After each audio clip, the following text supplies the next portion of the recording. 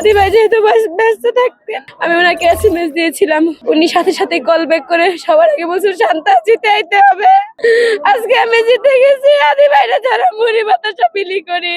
আপনার যে আন্দোলন সংগ্রাম, হাদি ভাইয়ের জন্য যে আপনার জন্য যে ত্যাগ, এবং আপনার যে তাকবীর স্লোগান, সেই সবকিছু মিলে এই জয়টা আপনি মানে কিভাবে মূল্যায়ন করবেন? আলহামদুলিল্লাহ, জগন্নাথের প্রত্যেকটা শিক্ষার্থী জয়যুক্ত হয়েছে।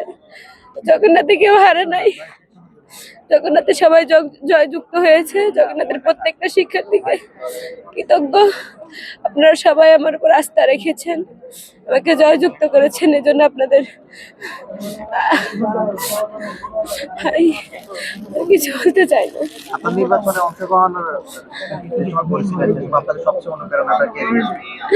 আমি যখন মনোনয়ন ফর্ম জমা দিয়েছিলাম, হাদি ভাই যেহেতু ব্যস্ত থাকতেন, আমি ওনাকে এসএমএস দিয়েছিলাম, উনি সাথে সাথে কল ব্যাক করে সবার আগে বলছেন শান্তা জিতে আইতে হবে।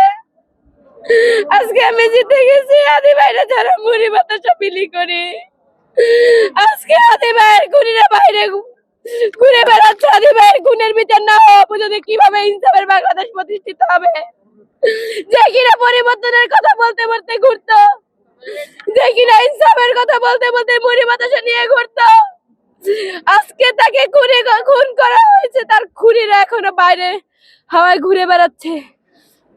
কিভাবে ইনসাফের বাংলাদেশ হবে?